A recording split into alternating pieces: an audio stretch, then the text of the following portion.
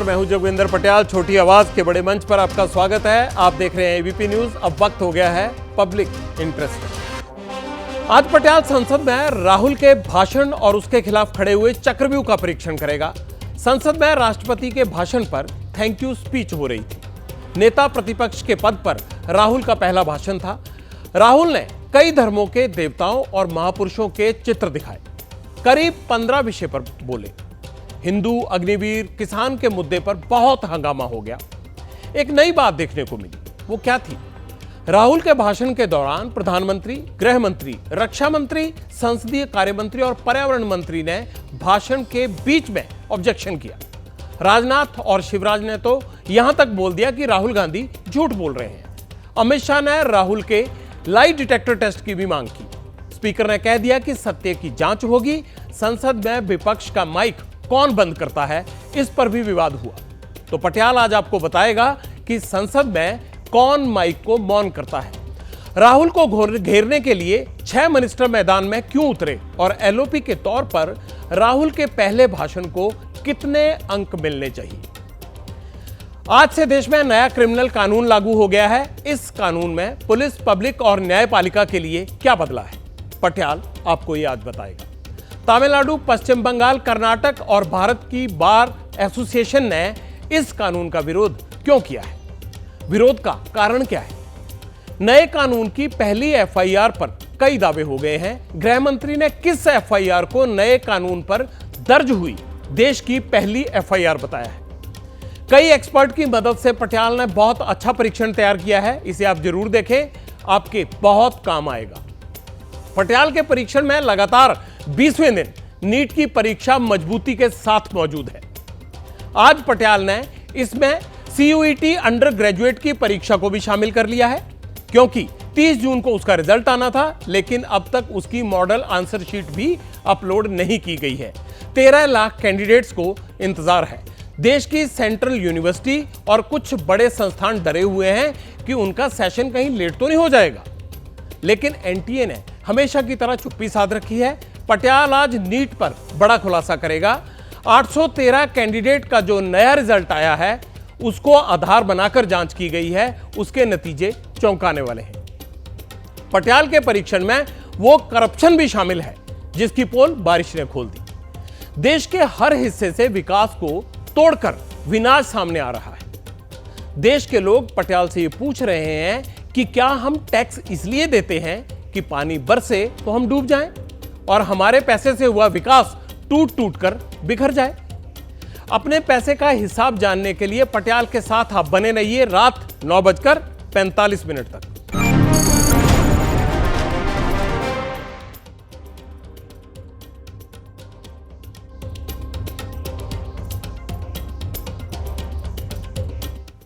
आज भी पटियाल के परीक्षण में सबसे पहले नीट की परीक्षा है। इसमें आज मैंने सीयूईटी अंडर ग्रेजुएट को भी शामिल कर लिया है, लेकिन आज के परीक्षण का तरीका थोड़ा सा अलग है। आज मैं सबसे पहले आपको देश की संसद में ले चलूंगा, जहां पर पॉलिटिक्स के चक्रव्यूह में पब्लिक इंटरेस्ट फंस गया है। आज लोकसभा में राष्ट्रपति के अभिभाषण पर धन्यवाद स्पीच शुरू हुई। लीडर ऑफ ऑपोजिशन बनने के बाद यह राहुल गांधी का पहला भाषण था। उन्होंने भाषण शुरू किया तो हिंदू के एजेंडे से, अपनी पार्टी के डरो मत वाले नारे पर से फिर वो संसद के धार्मिक महापुरुषों और देवी देवताओं की तस्वीरें दिखाने लगे। हालांकि संसद की कार्रवाई के कानून में ऐसा करना बिल्कुल गलत है।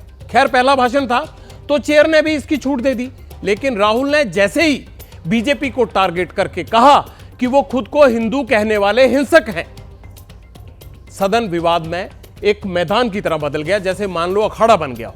खुद प्रधानमंत्री खड़े हो गए। उसके बाद राहुल गांधी अग्निवीर और किसान के मुद्दे पर आए, लेकिन बार बार कैबिनेट मंत्रियों ने उनका विरोध किया। सदन सरकार और विपक्ष के शक्ति प्रदर्शन में तब्दील होता दिखा। 3 दिन पहले नीट परीक्षा पर संसद में जोरदार हंगामा हुआ था। लोकसभा स्थगित हो गई थी, लेकिन आज जब लोकसभा का कामकाज शुरू हुआ तो बहस में पेपर लीक का मुद्दा गायब था। राहुल जब नीट पर आए तो मुद्दा विवाद के तले महत्वहीन हो गया, रजिस्टर ही नहीं हुआ। आज से देश में 3 नए कानून लागू हो गए। विपक्ष और कई राज्य नए कानूनों का विरोध कर रहे हैं। लोकसभा में नए कानूनों पर भी असरदार बात नहीं हुई। राष्ट्रपति के अभिभाषण पर चर्चा के लिए leader of opposition Rahul Gandhi खड़े हुए, लेकिन बहस के दौरान नीट और नए कानूनों की जगह कभी डर और नफरत, कभी सच और झूठ पर टकराव चलता रहा। नीट से ज्यादा इंपॉर्टेंट, या ये कहें कि नीट से ज्यादा इंपॉर्टेंस संसद के माइक के खुलने और बंद होने को दी गई कि माइक कैसे खुल जाता है और उसको बंद कौन करता है। सीयूईटी अंडर ग्रेजुएट का रिजल्ट अभी नहीं आया, नीट के कैंडिडेट्स का क्या होगा, इसका भी जवाब संसद की बहस में नहीं मिला। संसद के बाहर भी नेताओं ने राहुल गांधी के उन बयानों को मुद्दा बनाया जो पूरी तरह से भावनात्मक हैं, प्राइवेट हैं, पब्लिक इंटरेस्ट से उनका कोई लेना देना था ही नहीं। मोदी जी ने अपने भाषण में एक दिन कहा कि हिंदुस्तान ने किसी पर आक्रमण नहीं किया। उसका कारण है क्योंकि यह देश अहिंसा का देश है, और जो लोग अपने आप को हिंदू कहते हैं वो 24 घंटा हिंसा हिंसा हिंसा, नफरत नफरत नफरत, असत्य सत्य असत्य। पूरे हिंदू समाज को हिंसक कहना, नरेंद्र मोदी जी पूरा हिंदू समाज नहीं है, बीजेपी पूरा हिंदू समाज नहीं है, आरएसएस पूरा हिंदू समाज नहीं है। विपक्ष के नेताजी ने कैटेगोरिकली कहा है कि जो अपने आप को हिंदू कहते हैं वो हिंसा करते हैं। मानवर इस देश में शायद इनको मालूम नहीं है, करोड़ों लोग अपने आप को गर्व से हिंदू कहते हैं, गर्व से हिंदू कहते हैं। मैं मानता हूं मान्यवर, उन्होंने इसकी माफी मांगनी चाहिए। जय संविधान। स्पीकर सर, ये संविधान की बात कर रहे हैं सर, और इसी संविधान का आर्टिकल 25 कहता है कि किसी भी धर्म के ऊपर कोई भी व्यक्ति किसी को हिंसावादी करार नहीं दे सकता है, और इन्होंने हिंदू का हिंसावादी कहा सर, संविधान का इन्होंने अपमान किया है। अग्निवीर शहीद हुआ, लैंडमाइन ब्लास्ट में शहीद हुआ, मैं उसे शहीद कह रहा हूं, मगर हिंदुस्तान की सरकार उसे शहीद नहीं कहती। उस घर को पेंशन नहीं मिलेगी, उस घर को कंपनसेशन नहीं मिलेगी। गलत बयानी करके सदन को गुमराह करने की कोशिश। गलत नहीं है सर, गलत नहीं है सर। सेवाओं की सुरक्षा के दौरान यदि हमारा कोई अग्निवीर का जवान शहीद होता है तो उसके 1 करोड़ रुपए की धनराशि सहायता के रूप में उसके परिवार को मुहैया कराई जाती है। किसानों ने सिर्फ ये कहा कि अगर 16 लाख करोड़ रुपए अरबपतियों का कर्जा माफ हो सकता है तो हमारा भी थोड़ा सा कर दीजिए, और आप लोगों ने कहा किसान का कर्जा माफ नहीं होगा और एमएसपी नहीं मिलेगी। उत्पादन की लागत पर कम से कम 50% पर एमएसपी दी जा रही है, और ये दी जा रही है सत्यापित करे माननीय महोदय, ये गलत बयानी कर रहे हैं, ये सदन को गुमराह कर रहे हैं, गलत बयानी कर रहे हैं। आज भी एमएसपी पर खरीद जारी है। प्रतिपक्ष के नेता को बोलने का तरीका आना चाहिए। माननीय अध्यक्ष की तरफ पीट करके नहीं बैठ सकते या खड़े हो सकते, जो उनको शोभा नहीं देता। इन्होंने जो कहा है कि रक्षा मंत्री बोलने से क्या फर्क पड़ता है, इतना हल्का फुल्का कैसे स्टेटमेंट दे सकते हैं लीडर ऑफ ऑपोजिशन। इसीलिए सर इन्होंने जो बात रखा है पुष्टि करना चाहिए, और हम लोग में सर नियम के मुताबिक अपना पर रखेंगे सर। नेता प्रतिपक्ष बनने के बाद राहुल गांधी ने पहली बार भाषण दिया। राहुल 15 विषय पर बोले, 100 मिनट तक बोले, लेकिन नीट को कम समय दिया गया और सीयूटी अंडर ग्रेजुएट पर तो कुछ भी नहीं बोले। जबकि 13 लाख कैंडिडेट मैदान में फंसे हैं, ना रिजल्ट आ रहा है और ना ही यह पता चल रहा है कि आगे होगा क्या। अब मैं आपको जो बताने जा रहा हूं उसे ध्यान से समझिएगा। राहुल गांधी ने जैसे ही बीजेपी को टारगेट किया और हिंदू के साथ हिंसा शब्द का इस्तेमाल किया, प्रधानमंत्री मोदी खुद विरोध में खड़े हो गए, सब चिल्लाने लगे। लेकिन नीट और सीयूटी के मुद्दे पर कोई आवाज नहीं थी। हिंदू और हिंसा पर प्रधानमंत्री खड़े हुए और बाद में कई और नेताओं ने भी संविधान से लेकर संसद तक के नियम कायदे गिनवा डाले। देश में 37 लाख बच्चे अपने भविष्य का जवाब सुनने के लिए तरस रहे हैं, कोई नहीं बोलता। जो बोलता है उससे कुछ पता नहीं चलता। राहुल गांधी ने अग्निवीर पर बयान तो दिया तो रक्षा मंत्री खड़े हो गए, बोले राहुल गांधी झूठ बोल रहे हैं, इन्हें सदन से निकाल दो। लेकिन नीट और सीयूईटी पर वो भी चुप रहे।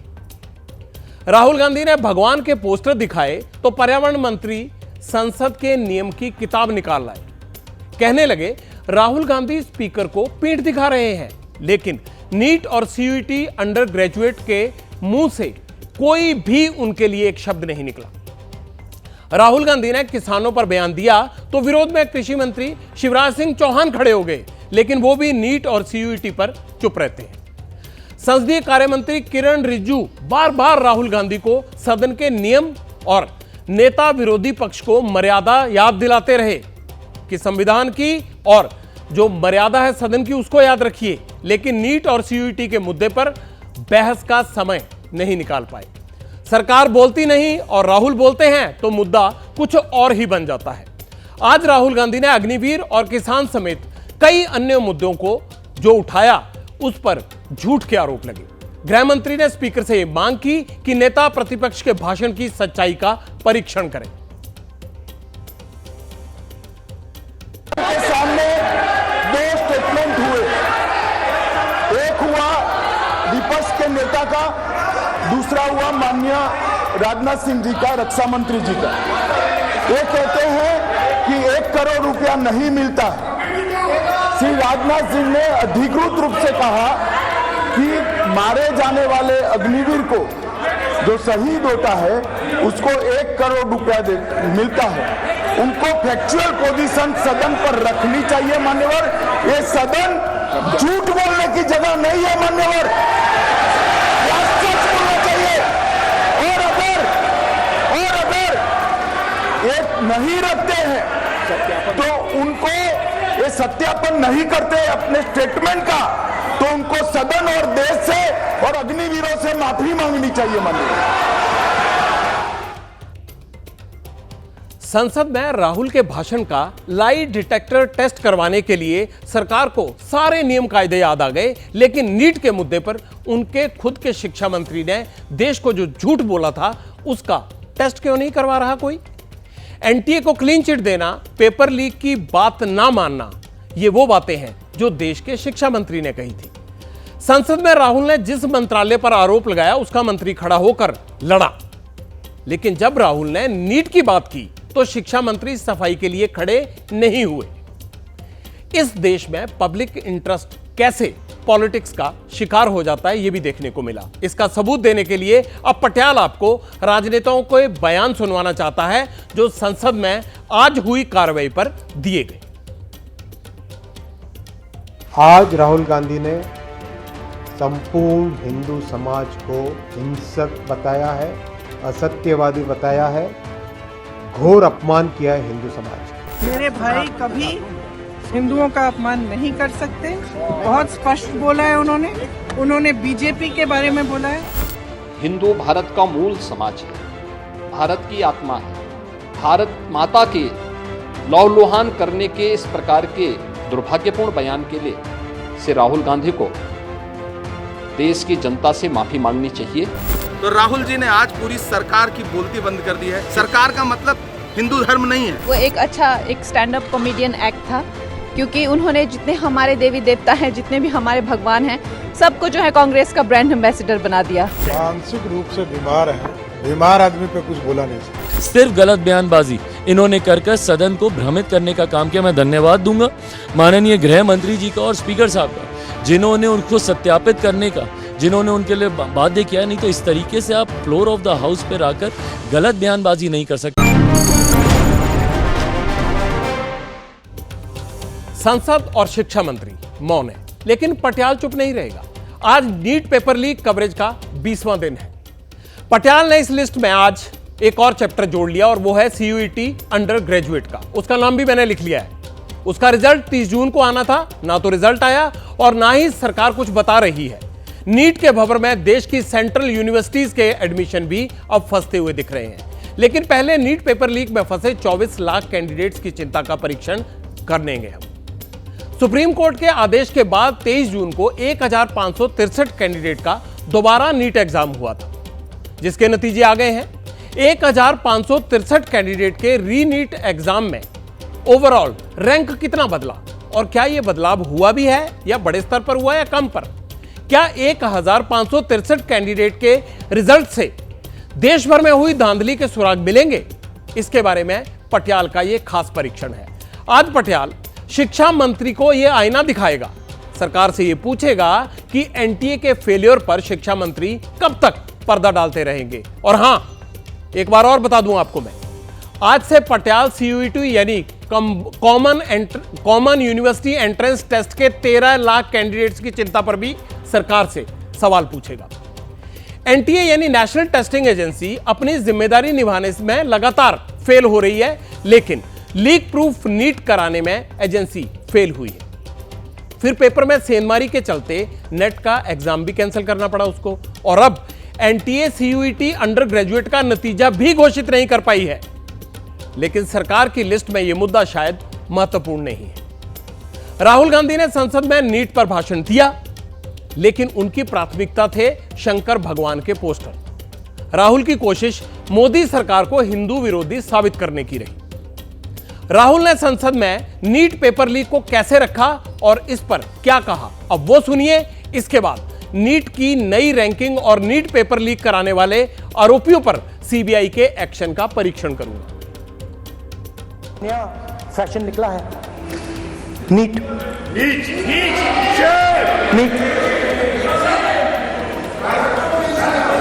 प्रोफेशनल एग्जाम्स को आपने कमर्शियल एग्जाम्स में बदल दिया है। NEET is not a professional exam. President's address में ना नीट की बात होगी, ना अग्निवीर की बात होगी, ये बातें नहीं होंगी। अमीर बच्चों के लिए बनाया गया है। कोटा में पूरे के पूरे एग्जाम को आपने सेंट्रलाइज किया। हजारों करोड़ रुपए बन रहे हैं, हजारों करोड़ रुपए बन रहे हैं। और कमर्शियल पेपर जो आपने बना रखे हैं, कमर्शियल एग्जाम्स, 7 साल में 70 बार पेपर लीक। दिन का डिस्कशन अलाउ कर दीजिए, हम आपके साथ खड़े होकर इसको रिजॉल्व करना चाहते हैं। इंस्टीट्यूशनल फेलियर है, हम आपकी मदद करना चाहते हैं, रिजॉल्व करना चाहते हैं। सरकार कहती है नहीं, डिस्कशन नहीं होगा, भविष्य का डिस्कशन हो ही नहीं सकता। अब नीट के दोबारा हुए एग्जाम में आए नतीजों की जांच और उससे क्या कोई बड़ा खुलासा हुआ है, इसकी परीक्षण करेंगे। 4 जून को जब नीट का रिजल्ट आया तो ग्रेस मार्क्स पाने वाले 1563 कैंडिडेट के रैंक और रिजल्ट पर सवाल खड़े किए गए। टॉपर्स की संख्या भी सवालों के घेरे में आई। मामला सुप्रीम कोर्ट तक गया। सुप्रीम कोर्ट ने कैंडिडेट्स को 2 ऑप्शन दिए। पहला ऑप्शन यह था कि ग्रेस मार्क्स हटाकर रिजल्ट स्वीकार करें, और दूसरा ऑप्शन यह था कि सीमित लोगों के लिए दोबारा एग्जाम हो। 23 जून को जब दोबारा एग्जाम हुआ, 1563 में से सिर्फ 813 कैंडिडेट्स ही एग्जाम देने पहुंचे। 813 कैंडिडेट के नतीजे सामने आ गए हैं। तो पटियाल ने नतीजों के 3 अहम बातों का परीक्षण किया। पहला, एग्जाम देने वालों के नंबर कम हुए या ज्यादा हुए।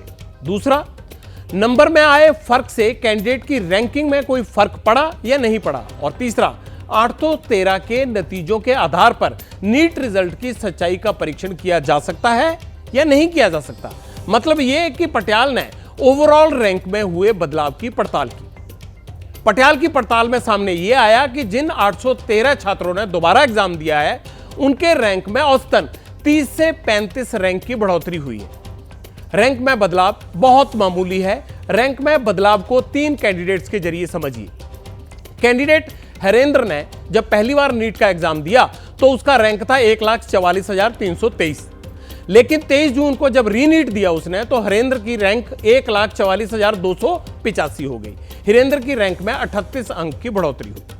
कैंडिडेट विकास ने भी जब पहली बार नीट का एग्जाम दिया था तो उसका रैंक था 49,515, लेकिन रीड नीट में विकास की रैंक 49,481 हो गई। विकास को रीनीट में 629 अंक मिले हैं। रीनीट देने के बाद कैंडिडेट अंशिका के रैंक में भी मामूली बदलाव हुआ है। पहले अंशिका की रैंक 37,047 थी और नई रैंक उसकी आई है 37,009। अब पटियाल के दिमाग में एक बात आई।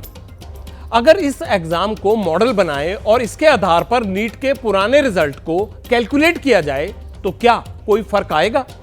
अगर 813 कैंडिडेट के रैंक में औसतन 30-35 अंक का बदलाव आया है तो नीट के कुल क्वालिफाई 13 लाख से ज्यादा कैंडिडेट की रैंक कितनी बदल सकती है? इस सवाल का जवाब जानने के लिए पटियाल ने नीट एक्सपर्ट अनिल नागर की मदद ली। आप भी सुनिए, इसमें रीनीट की मांग करने वालों के लिए बड़ा जवाब भी है, क्योंकि संभव है सरकार इन नतीजों को उस याचिका के जवाब में कोर्ट के सामने रखे जो रीनीट की मांग कर रहे हैं, और सुनवाई 8 जुलाई को होनी है। एक चीज देखने को मिली है कि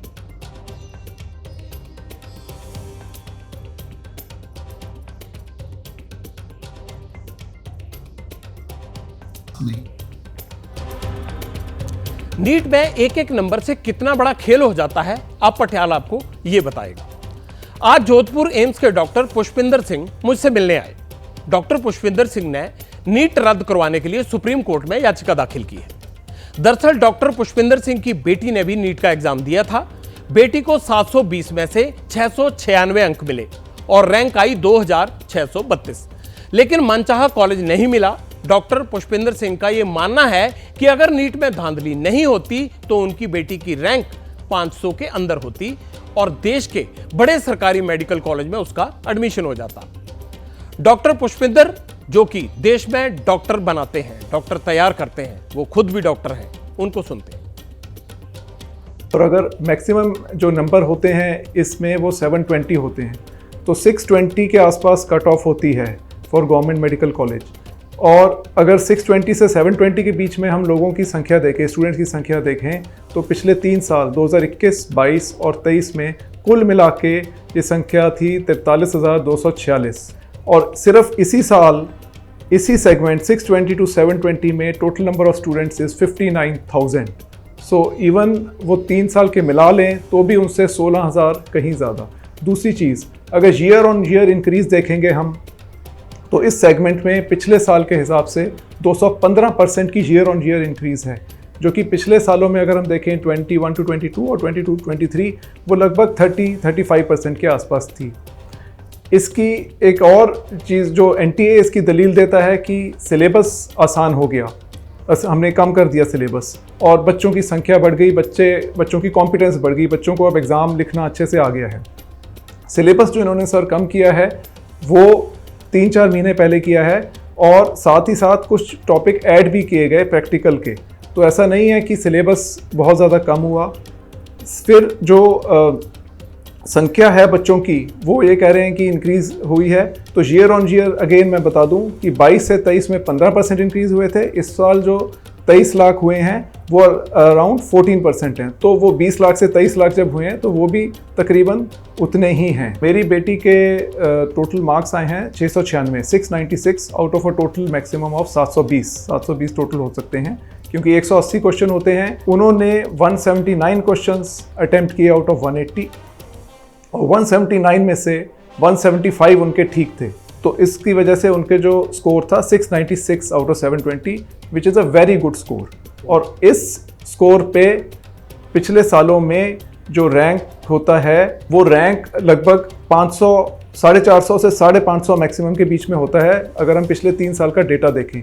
और इस बार जो उनका रैंक आया है इस स्कोर पे वो आया है 2632। जो उसकी रैंक आमतौर पे इस स्कोर पे आती है वो कॉलेजेस उसको नहीं मिल रहे हैं, जैसे कि उसको टॉप 10 का कॉलेज जो एम्स हो गए, नए वाले एम्स हो गए, या फिर बॉम्बे के जो कॉलेजेस हैं टॉप, वो अगर मिलते हैं 500 में, वो अभी इस टाइम नहीं मिल रहे हैं। अब मैं ये देखूंगा कि जितनी रैंक इन्फ्लेशन हुई है, अगर दोबारा एग्ज़ाम होता है और बिल्कुल जेन्युइनली होता है, तो अगर उसके 15 नंबर कम भी आते हैं, उसके 680 के आसपास आते हैं, 675 भी आते हैं, she will get a better rank than what she is getting now. इन्होंने टॉप 100 स्टूडेंट्स का रिजल्ट डिस्प्ले किया है। अगर टॉप 100 में इतनी इरेगुलरिटी है तो हमारी प्रेयर में एक पॉइंट ये भी है कि इनको टॉप 1 लाख का डिस्प्ले करना चाहिए, क्लीन एग्ज़ाम हो जिसमें लेवल प्लेइंग फील्ड हो। हमारी मेन प्रेयर ये है कि this entire process of exam was faulty, it has multiple leaks, बहुत जगह पे पेपर लीक्स हुए हैं और ये जो एग्ज़ाम है दोबारा होना चाहिए सबके लिए। पुष्पिंदर सिंह डॉक्टर बनाते हैं, इसलिए उनकी कही गई बात बहुत महत्वपूर्ण है। सरकार को ऐसे लोगों से जरूर बात करनी चाहिए जो पीड़ित भी हैं और दर्द की दवा भी देते हैं। अब पटियाला सरकार को यह याद दिलाना चाहता है कि एनटीए ने सीयूईटी परीक्षा भी ली थी, लेकिन डेट निकलने के बाद रिजल्ट नहीं बता रही है। सीयूईटी अंडर ग्रेजुएट देश की सेंट्रल यूनिवर्सिटीज में ग्रेजुएट एडमिशन की परीक्षा है। कुल 13,48,000 कैंडिडेट्स ने यह परीक्षा दी थी। परीक्षा ऑनलाइन और ऑफलाइन मोड में हुई थी। सीयूईटी अंडर ग्रेजुएट की परीक्षा 15 से 29 मई के बीच में 379 शहरों में अलग अलग सेंटर बनाकर आयोजित की गई थी। देश से बाहर भी 26 सेंटर थे सीयूईटी अंडर ग्रेजुएट परीक्षा के। एनटीए ने रिजल्ट घोषित करने के लिए 30 जून की तारीख मुकर्रर की थी, लेकिन रिजल्ट तो छोड़िए, अभी तक आंसर की भी अपलोड नहीं हुई है। एनटीए पहले सीयूईटी अंडर ग्रेजुएट एग्जाम में की आंसर शीट अपलोड करेगा, कैंडिडेट्स ऑब्जेक्शन रेज करेंगे, फिर करेक्शन होगा और उसके बाद नतीजे आएंगे। लेकिन अभी कुछ भी नहीं हुआ है। पता नहीं कब रिजल्ट आएंगे और कब एडमिशन होंगे। सीयूईटी के रिजल्ट में देरी की वजह से देश की 46 यूनिवर्सिटीज के ग्रेजुएट प्रोग्राम पर सीधा असर पड़ रहा है। दावा यह है कि अगर सीयूईटी अंडर ग्रेजुएट के रिजल्ट में ज्यादा देर होती है तो यूनिवर्सिटी के एकेडमिक कैलेंडर पर इसका बुरा प्रभाव पड़ेगा। 46 सेंट्रल यूनिवर्सिटीज का सेशन लेट हो जाएगा। दिल्ली यूनिवर्सिटी में 71,000 सीटें जो सीयूईटी स्कोर के बेस पर ही भरी जानी है। पूरे देश की इन पर नजर लगी हुई है, फिर भी सब कुछ ठप है। पटियाला का एनटीए और देश के शिक्षा मंत्री से यहां एक सवाल है। सीयूईटी अंडर ग्रेजुएट का नतीजा क्यों वक्त पर घोषित नहीं किया गया? एनटीए के सिस्टम में कमी है कहां? नीट पेपर लीक के मामले में हुई बदनामी के बाद भी एनटीए क्यों सुधर नहीं रहा है? एनटीए पर लाखों स्टूडेंट्स का भरोसा है, लेकिन उनके भविष्य से आखिरकार कब तक खिलवाड़ होता रहेगा? कैंडिडेट्स कब तक अपने रिजल्ट के इंतजार में यूं भटकते रहेंगे? सीयूईटी अंडर ग्रेजुएट रिजल्ट में देरी पर छात्रों की चिंता आप भी महसूस कीजिए उनकी बात को सुनकर। मेरे जैसे ऐसे कई छात्र हैं जिन्होंने सीयूईटी के अलावा काफी अलग कॉलेजों में अप्लाई भी किया है, जिनका रिजल्ट आ चुका है। इन कॉलेजों की सीट बुक करने के लिए हमें काफी ज्यादा पैसे पे करने पड़ रहे हैं और ये कॉलेज ज्यादातर जुलाई के पहले हफ्ते से ही अपना सेशन चालू कर रहे हैं, जिस कारण रिफंड की उम्मीद भी बहुत कम है। हम ये दुविधा में हैं कि हम प्राइवेट कॉलेज में जाएं या सीयूईटी के थ्रू एक अच्छे कॉलेज में जाएं। रिजल्ट तो छोड़ो, अब तक आंसर की भी नहीं पता है, जो कि रिजल्ट के 15 दिन पहले आ जाती है, लेकिन अब तक कोई कंफर्म डेट नहीं है। कुछ यूनिवर्सिटीज जैसे कि आईपी, जिसमें सीयूईटी के बेसिस पे ही एडमिशन होता है, लेकिन वहाँ पे भी क्योंकि रिजल्ट का कुछ पता नहीं है। जिन बच्चों ने बाहर की यूनिवर्सिटीज में अप्लाई करा है, जिसके एडमिशन प्रोसेस शुरू हो चुके हैं, लेकिन उनकी भी एक डेडलाइन होती है, जो कि बच्चे सीयूईटी की नतीजा ना आने की वजह से मिस करते जा रहे हैं। रिजल्ट लेट होने की वजह से हमें अपने आगे वाले एग्जाम्स के लिए प्रिपेयर करने का टाइम भी नहीं मिलेगा और अभी जो हमारा करंट टाइम है वो भी वेस्ट हो रहा है। नीट की काउंसलिंग 6 जुलाई को शुरू होनी है। नीट रद्द करने के लेकर सुप्रीम कोर्ट में जो केसेस फाइल हुए हैं उस पर सुनवाई 8 जुलाई को होनी है। इसके बीच सीबीआई पेपर लीक की जांच में लगी हुई है और कई राज्यों में उसकी पड़ताल चल रही है। सीबीआई की टीम आज महाराष्ट्र के लातूर पहुंची। लातूर से ही आरोपी जलील पठान और संजय यादव को गिरफ्तार किया गया था। लातूर में एग्जाम माफिया कैंडिडेट्स के अंक बढ़ाने के नाम पर 5 लाख रुपए वसूल कर रहा था प्रति कैंडिडेट के हिसाब से। पटना में भी सीबीआई हजारीबाग के ओएसएस स्कूल के प्रिंसिपल एहसानुल हक, वाइस प्रिंसिपल इम्तियाज आलम और एक लोकल पत्रकार जमालुद्दीन से पूछताछ कर रही है। तीनों आरोपियों की 5 दिन की रिमांड ली गई है और सीबीआई उनसे लगातार इस सिलसिले में सवाल जवाब कर रही है। सीबीआई की एक टीम आज दूसरे दिन भी बेउर झील पहुंची और बेउर झील उन्होंने जेल में क्या किया, वहां पर पटना पेपर लीक मामले के 13 आरोपी बंद हैं। इनमें 6 परीक्षा माफिया से जुड़े हुए लोग हैं और 4 कैंडिडेट और 3 पेरेंट्स शामिल हैं इसमें। कल भी इन 13 आरोपियों से सीबीआई ने पूछताछ की थी। अध्यक्ष जी श्री राहुल गांधी जी, इस माइक का कंट्रोलर किसके हाथ में? सबसे पीछे नहीं हटना चाहिए। सर माइक तो दे दीजिए। सर मेरा सवाल है सर, इस माइक का कंट्रोलर किसके हाथ में? माइक में बंद नहीं करता हूं, यहाँ कोई बटन नहीं होता। आज 25 लाख युवा सड़कों पर सॉरी प्रमोद जी, उसके साथ जुड़े हुए परिवार के nothing will go on record now. Pramod ji, nothing will go on record. इस माइक का कंट्रोलर किसके हाथ में? माइक में बंद नहीं करता हूं। मेरे भाषण के बीच में सच्चाई ये है कि माइक ऑफ हो जाता है। यहाँ कोई बटन नहीं होता। मैंने अयोध्या शब्द यूज किया और माइक ऑफ हो गया। नो, जिस तरीके से विपक्ष की माइक ऑफ उसी लगातार तरीके से सत्ता पक्ष के नहीं। आपको पता है वहाँ पे कोई ऐसे बटन नहीं होते। विपक्ष और कांग्रेस 150 साल पुरानी पार्टी सिर्फ झूठों का पुलिंदा इकट्ठा करने के लिए आज की तारीख में काम कर रहे हैं। फिर ये माइक अगर स्पीकर के पास भी नहीं होता तो इसका रिमोट होता किसके पास? संसद में विपक्ष का बड़ा आरोप है कि जब भी उनके नेता सदन में बोलते हैं तो माइक बंद कर दिया जाता है, यहां तक कि टीवी कैमरा के मुंह भी मोड़ दिए जाते हैं। पहले ये मामूली आरोप थे, लेकिन अब इनका असर संसद की कार्रवाई पर पड़ने लगा है, सदन की कार्रवाई पर पड़ने लगा है। सरकार विपक्ष की आवाज दबा रही है, ऐसा नैरेटिव तैयार किया जा रहा है। इसीलिए पटियाल ने संसद में माइक के कंट्रोल को करने का परीक्षण करना जरूरी समझा। आखिर सदन में माइक का कंट्रोल किसके हाथ में रहता है? सवाल यह भी है कि सदन में बैठे नेता को कैसे पता चल जाता है कि माइक ऑन है या फिर ऑफ है। इसके लिए पटियाल ने एक कांग्रेस की सबसे पहले रेणुका चौधरी सांसद हैं, उनसे बात की। पुरानी सांसद हैं, संसद का काफी अनुभव है उनको, मंत्री भी रह चुकी हैं। जब कभी सभापति नहीं होते थे तो चेयर पर भी बैठती रही हैं। पहले उनको सुन लेते हैं, उन्होंने क्या कहा। एक कारण है, हम फिजूल में खड़े होके बोल रहे हैं कि माइक बंद है। माइक तो बंद है, उसमें लाल बत्ती दिख रहा नहीं। ठीक है, सारा देश एप्पल गूगल सब यूज करते हैं, इतना हम नहीं कह रहे कि ये नहीं है। हमारी शिकायत ये है, एलओपी बोल रहे हैं तो माइक नहीं चल रही है, तो हम शिकायत भी ना करें। आप ये जाने और भगवान जाने, राम जी जाने साजिश है क्या है, माइक तो नहीं चली।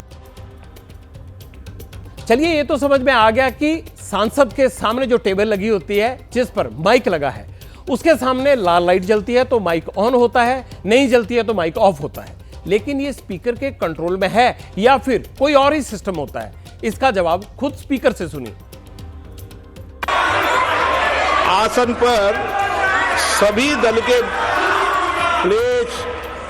आसन पर सभी दल के लोग बैठते हैं और सभी दल के लोग सभापति तालिका पे हैं और सब जानते हैं कि एक व्यवस्था होती है, जिस भी माननीय सदस्यों को आग्रह किया जाता है बोलने का वो बोला जाता है और जिसको आग्रह नहीं किया जाता उसका माइक चालू नहीं होता। आप बोलने के लिए खड़े, आपका माइक कभी बंद नहीं हुआ, कभी बंद नहीं हुआ। आप अगर आसन में जो भी विराज रहे हैं वो अगर आपका नाम नहीं पुकारते हैं तब माइक चालू नहीं होता। ये व्यवस्था हमेशा इस सदन की रही है, पुराने में भी और नए में भी। कभी आसन पे व्यक्ति पर माइक का कंट्रोल नहीं होता। स्पीकर साहब बात तो सही कर रहे हैं, लेकिन पटियाल इसको डबल चेक करेगा। मैंने अपनी टीम को लोकसभा के पूर्व सेक्रेटरी जनरल के पास भेजा, उनका नाम जीसी मल्होत्रा है। वो लंबे समय तक ये सब मैनेज करते रहे हैं, इसीलिए उनकी जानकारी को फाइनल समझा जा सकता है। माइक्रोफोन को ऑपरेट करने वाले साउंड टेक्नीशियंस होते हैं, लोकसभा स्टाफ है वो, और वो ग्लास चैम्बर के पीछे बैठे होते हैं जहां से वो अंदर की प्रोसीडिंग्स को देख सकते हैं। वो रूल्स हैं, नॉर्म्स हैं लोकसभा के कि कब स्पीकर इजाज़त देंगे ऑनरेबल मेंबर को बोलने के लिए और कब वो कहेंगे कि अब बंद कर दीजिए। और जैसे ही निर्देश होता है कि आप बैठ जाइए, आप या डिस्टर्बेंसेस हो जाती हैं तो वो नॉर्म्स के वो भी फॉलो करते हैं उन नॉर्म्स को। अब जैसे स्पेशल मेंशंस हैं तो 250 वर्ड हर मेंबर को बोलने हैं। हर मेंबर ने अगर 250 वर्ड जैसे ही ख़त्म किए, स्विच ऑफ हो जाएगा माइक ऑटोमेटिकली।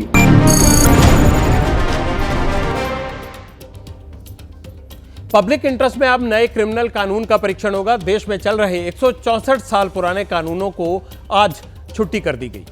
हमारे देश का क्रिमिनल लीगल सिस्टम पूरी तरह से बदल गया है। आज अंग्रेजों के जमाने के क्रिमिनल कानून से देश को आजादी मिल गई है। नए कानूनों से आपकी जिंदगी कितनी बदलेगी, किस अपराध में क्या और कितनी कड़ी सजा मिलेगी, पुलिस और कोर्ट की भूमिका में क्या कोई अंतर आएगा, मुद्दा 140 करोड़ देशवासियों से जुड़ा है। इसलिए आज पब्लिक इंटरेस्ट में आईपीसी की जगह लेने वाली भारतीय न्याय संहिता की पूरी एबीसीडी पटियाल आपको बताएगा। पहले यह जान लीजिए कि आईपीसी, सीआरपीसी और एविडेंस एक्ट की जगह कौन से 3 नए कानून अब हमारी जिंदगी का हिस्सा बन गए हैं। क्रिमिनल कानून में सबसे बड़ा बदलाव 1860 में बने आईपीसी यानी इंडियन पीनल कोड की जगह अब भारतीय न्याय संहिता 2023 होगा। कानून में दूसरा बदलाव 1898 में बने सीआरपीसी की जगह अब भारतीय नागरिक सुरक्षा संहिता 2023 लेगा। कानून में तीसरा बदलाव क्या हुआ है, 1872 में बने इंडियन एविडेंस कोड की जगह अब भारतीय साक्ष्य संहिता 2023 होगी। केंद्र सरकार ने 2019 में तीनों कानून तैयार कर लिए थे। संसद में पास होने के बाद 4 साल लग गए। 21 दिसंबर 2023 को लोकसभा और राज्यसभा में अपनी सहमति की मुहर इन पर लगा दी थी। फिर राष्ट्रपति के आदेश के बिना इसको लागू नहीं किया जा सकता था। कानून देश की सच्चाई बन गए जब राष्ट्रपति ने इन पर दस्तखत कर दिए। देशवासियों के दिमाग में सवाल होगा कि आखिर इन कानूनों को बदलने की जरूरत क्यों पड़ी। गृह मंत्री अमित शाह ने इसकी पूरी डिटेल सदन को दी। 75 साल के बाद इस कानूनों पर विचार हुआ। दंड की जगह न्याय लेगा, देरी की जगह स्पीडी ट्रायल और स्पीडी जस्टिस मिलेगा। पूरी न्याय प्रणाली का आपराधिक कानूनों की पूर्णतया इसके अंदर हम कह सकते अब भारतीय आत्मा है। नाबालिग के साथ बलात्कार में मौत की सजा, इसके साथ साथ ऑनलाइन एफआईआर की व्यवस्था से भी ढेर सारी उत्पीड़न का सामना कर रही महिला एम्ब्रेसमेंट से बच पाएगी। रात 2 एक ऐसा कानून था जो अंग्रेजों ने अपने शासन की रक्षा के लिए बनाया। राजद्रोह को हमने जड़ से समाप्त कर दिया है। कानून का डंडा चलता है तो बड़े बड़े सीधे हो जाते हैं, चाहे सिस्टम हो या फिर आम आदमी। नए कानून में ऐसा क्या है जिससे न्याय झट मिलेगा और अपराधी भी फट डरेंगे।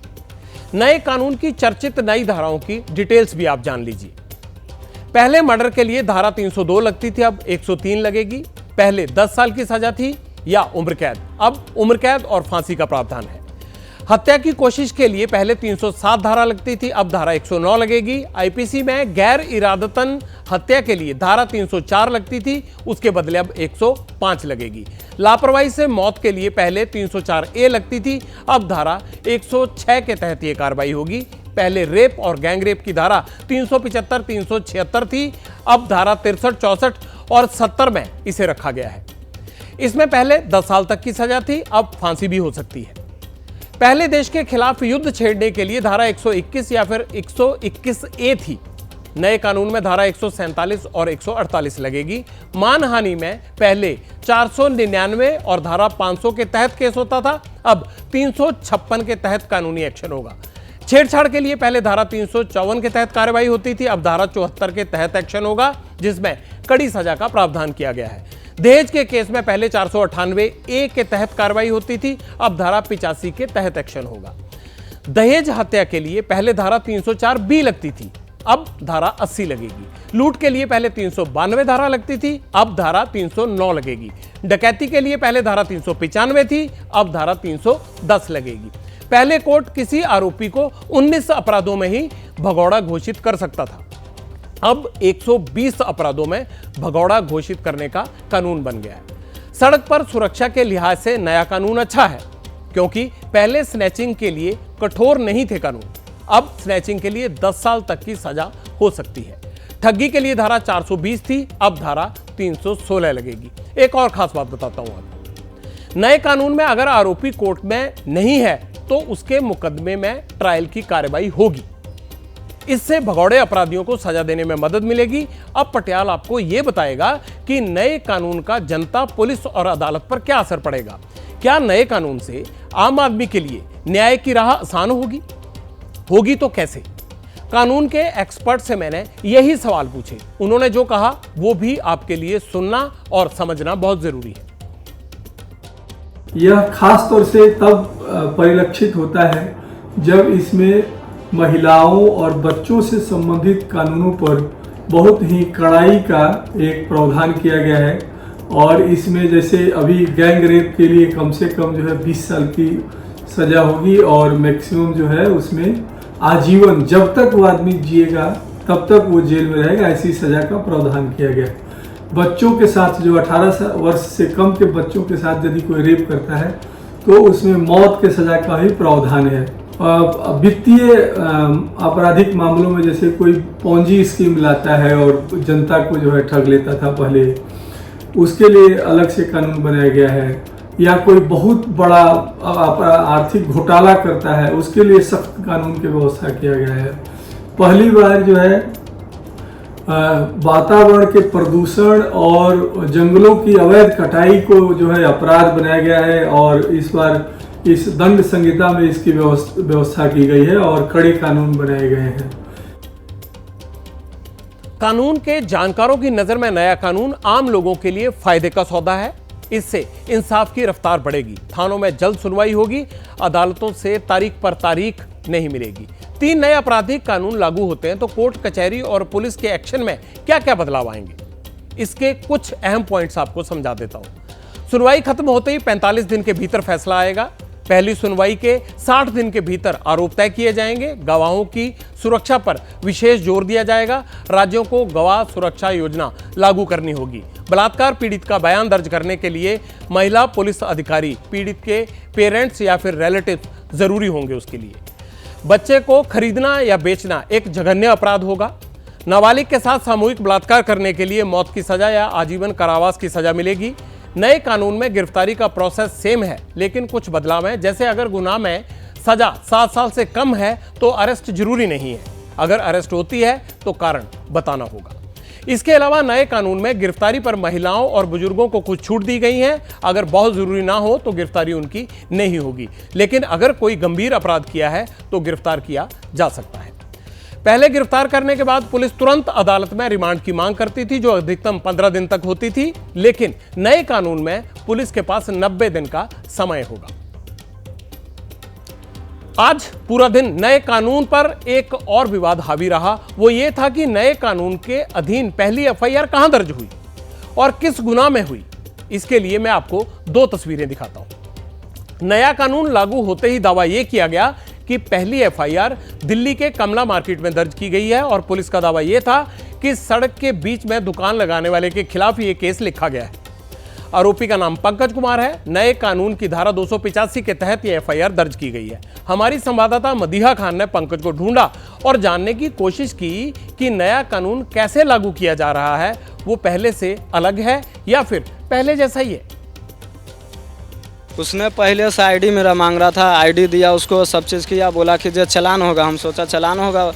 इसने ज़बरदस्ती कोल्ड ड्रिंक, पानी और पेटी यहाँ धरवा के उसके बाद वीडियो हमको यहाँ खड़ा करके बनाया गया। उसके बाद हमको मालूम नहीं था, एफआईआर कर दिया उसने। हमको कुछ नहीं मालूम था। कितने बजे का मामला है ये 12 साढ़े 12 बजे के अंदाज। तो जब एफआईआर हुई तो कैसे पता चला आपको? हमको फ़ोन किया गया है। कहाँ से किया? जैसे आप भी सुबह बताए और एक और मैडम जो था वो भी बताया कि आपके ऊपर एफआईआर हो चुका है। मतलब मीडिया से पता चला? हाँ। आपको थाने से किसी ने बताया? कोई नहीं बताया। दिल्ली में पहली एफआईआर का दावा किया जा रहा था, तभी मध्य प्रदेश के ग्वालियर ने दावा किया कि नए क्रिमिनल कानून की पहली एफआईआर वहां दर्ज हुई है। यह केस बाइक चोरी का था। एफआईआर हजारीबाग थाने में रात 12:24 पर दर्ज की गई। जिले की जो पहली एफआईआर है वो थाना हजीरा में की गई है। इसमें पीड़ित व्यक्ति ने ये सूचना दी थी कि उसकी मोटरसाइकिल चोरी चली गई है। घटना 12:05 से 12:10 के बीच में थी। 12:15 पर फरियादी थाने पहुंचा और 12:24 पे उसकी एफआईआर बीएनएस के सेक्शंस में दर्ज की गई। इस प्रकार से ग्वालियर जिले की तो ये प्रथम FIR है जो नए कानून के तहत की गई है। आज 1 जुलाई को सभी थानों में बड़े उत्साहजनक माहौल में कार्यक्रम आयोजित किए गए हैं। दिल्ली और ग्वालियर के अलावा देश के कुछ और थानों में भी पहली FIR दर्ज करने का दावा किया गया है। किसी ने डिजिटल सिग्नेचर वाली पहली FIR दर्ज करने का दावा किया। मुद्दा इतना बढ़ गया कि देश के गृह मंत्री को सच्चाई बताने के लिए खुद सामने आना पड़ा। सबसे पहला मामला अब तक के रिकॉर्ड के हिसाब से ग्वालियर के पुलिस थाने में हुआ है और चोरी का है। किसी की मोटरसाइकिल चोरी कर ली गई 1,80,000 की वैल्यू की। इसका मामला 12:10 पर रजिस्टर हुआ है। पहला मामला नहीं है। और जो वेंडर के खिलाफ मामला रजिस्टर हुआ इसका प्रावधान पहले भी था, ये नया प्रावधान नहीं है। पुलिस ने इसका रिव्यू का प्रोविजन का उपयोग कर वो मामले को खारिज कर दिया।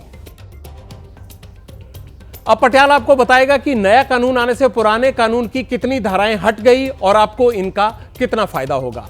आईपीसी में 511 धाराएं थी, अब 356 बची हैं। 175 धाराएं बदली गई, 8 नई जोड़ी गई हैं, 24 धाराएं खत्म हुई हैं। इसी तरह सीआरपीसी में 533 धाराएं बची हैं, 160 धाराएं बदल दी गई हैं, 9 नई जोड़ी गई हैं और 9 को खत्म कर दिया गया है। नए कानून में आरोपी से पूछताछ और ट्रायल में पेशी के लिए वीडियो कॉन्फ्रेंसिंग का इस्तेमाल किया जा सकेगा।